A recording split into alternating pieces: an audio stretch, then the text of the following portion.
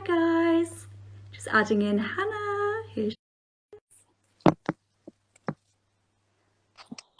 Hey! so exciting! I How are know. you? Okay, I've actually got a little bar going on here. Look. Have you? Oh my god, so am I. Cheers, I'm honey. so stressed. Cheers. I'm getting on the wine in a bit, but I've got a little sparkling water here. Oh my god, love it. This Well, dreary alcoholic weather. sparkling water. So. Oh, bless you. This is so weird. We've been talking to each other for such a long time, I and now we're know. seeing each other. How have you been finding lockdown? I've been good, actually. I feel like it's given me a lot of time to just kind of get my thoughts together and a lot of time to do what I want, really. Like, I feel like I've got a really good morning routine in place, but then it gets to like the afternoon and I'm a bit like twiddling my thumbs in a way. But yeah, it's not too 100%. bad.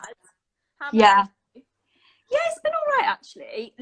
My boyfriend's been furloughed, so he sits in the living room, I sit on my dining room table, and I'm like, sometimes I wish I could not be working, but then I'm like, it does keep my mind active at the same time, so it's good. But yeah, apart from that, just getting into a routine really. That's the thing. It's been fine. It's like you can't really complain, can you? I think if you lived with people that, I don't know, like you lived with 6 people and you found like there's not a lot of room, then maybe I'd find it a bit harder. But we've got a house and you've got a nice big flat as well, haven't you? Yeah. And you're doing your garden as well. I know, that's the thing. The weather's so gross. I'm like, I just want to go and sit outside. Yeah. So I'm just having a bit of a swig. Yeah, I didn't want to drink too early because I was thinking, I've been drinking since like 5:15. So it's. Have you? Yeah. Love it. We should have a little natter. I don't know how long people here. Hi everyone. Yeah, hello. There's loads of people. Oh, amazing. I can't Marks and Spencer Food PR. Oh, know who that is. Hello. Love it. Well, should we wait like one more minute and then we can get going? Let's do it. How's your day been at work though? All good? Good. James is back to work now, which is really weird. Really? So it's just me in the house, and I've got my cat here as well. He'll come out soon. But I love your cat. I feel like he makes your posts. I know. He's literally everywhere. But yeah, James has been back for a few weeks now, so it's a bit weird being alone, but it's quite nice as well. That. Space. So yeah. I don't know. I'm kind of like now. I'm like Luke. Yeah. He's gone for a run now. I'm like, anyway, should we get cracking? Yeah, because I feel like we're chatterboxes. We're going to talk a lot. I know.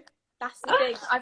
I was like talking to myself earlier, and I was like, wow, I've been talking for 15 minutes. I can't do this on the live. So that's so funny. So, should we quickly say, I think I've written this down. I've written quite a lot of notes. I don't know if you have, because I feel like with these kind of things, you have to compartmentalize it and explain everything. And the timelines are weird.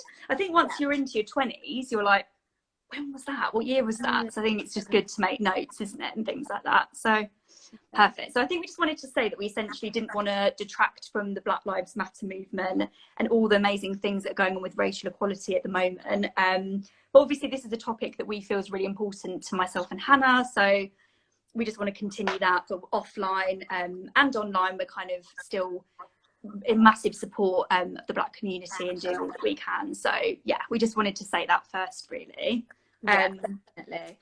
So I saw your post around your eating disorder. I think it was about a month ago now, wasn't it? And when you first started out, you did a post, and it really struck a chord with me. It made me really emotional. I was like, God, like it sounded absolutely awful. But obviously, you've come out the other side. You've got this amazing food blog. And basically, I thought we should have a conversation because I've had my own struggles with food, which I'll come on to. But yeah, you just wanted to say something about triggering, didn't you? Yeah. So I mean, we are going to be talking today about eating disorders, about weight gain, weight loss, body image, phobias. There's so many topics we're going to be discussing today. Essentially, it's going to be a positive chat because both myself and Emily, we're in a good place now. You know, we're happy and we love our food.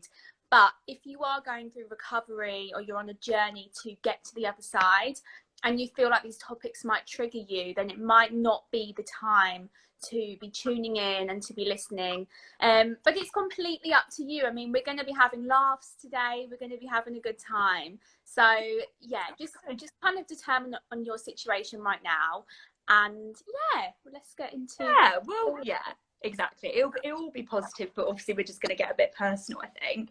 Yes. So some stats that we found out, quite sad actually, and quite eye-opening. So a mental health study last year by the Mental Health Foundation showed that 34% of adults felt disgusted with their bodies, and then 13% experienced suicidal thoughts over their bodies, which is so awful.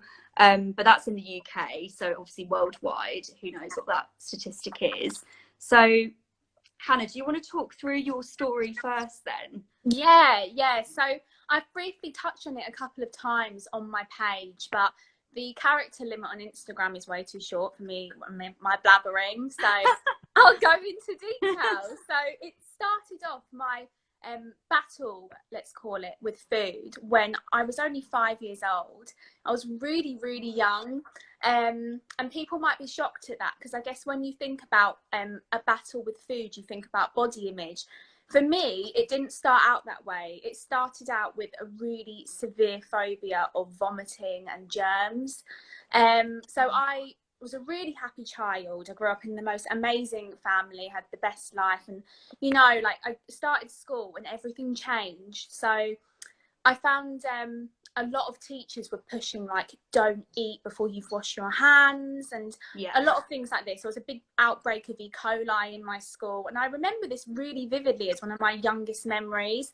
And for me, this was like really scary. Like, I was really terrified of vomiting and picking up germs. So at first, this was just kind of like washing my hands a lot more. But as I grew older, I associated this phobia and this fear with eating. Right. So I thought, if I eat, it might trigger me to be sick. And it was a really, really intense feeling that I had. It really peaked when I was about 7 or 8. And it got to the point where I couldn't eat outside of my home. So I couldn't eat at school, I couldn't eat on school trips, friends' houses I really struggled at too. Restaurants even, like, even when I ordered food at a restaurant, I'd often have to bring it home because I couldn't deal with it. And then so it led me to avoid breakfast in the morning because I knew I was going to be at school. It led me to avoid my lunches. And I started having panic attacks, which, if anyone's had a panic attack before, they know how severely intense they are, and they're really, really scary. But anyway, that must have been so hard for your parents as well, because they really struggled, and they tried everything. Like, we tried counselling. I mean, at first I thought it might have been I don't know, an illness or something. So I went through countless blood tests, but in the end, let's fast forward a few years, I got to around 11 when I was starting high school, and I went through hypnotherapy, which was amazing. It changed my life. Oh my God, really? Yeah, I can't recommend it enough for somebody with a phobia. It was just amazing. And I slowly started to go onto the journey of recovery. And when I was about 14, 15, I found a love for food again, and I found my confidence, and I kind of went completely the other way. So I was like a kid in the candy store, and I was like, oh, like, you know, I need to try everything. And I just kind of started overeating, basically. So my diet was really bad. Like, you know, I'd eat about 3 pita breads and a tub of hummus as a snack. Like, you know, I was having like 5 meals a day. And I guess your body maybe went into a bit of shock as well. If you've been eating like minimal, and then you've started kind of not gorging, but you know. Yeah, that's the thing. I was so underweight. I didn't start puberty until I was about 15, and I was like, I was much later than my friends and everything, because I couldn't physically start until I hit a certain weight. So for me, putting on weight was really exciting, and like, oh, I need to like keep doing this. After a year, I realised I was just going one way, and I didn't get over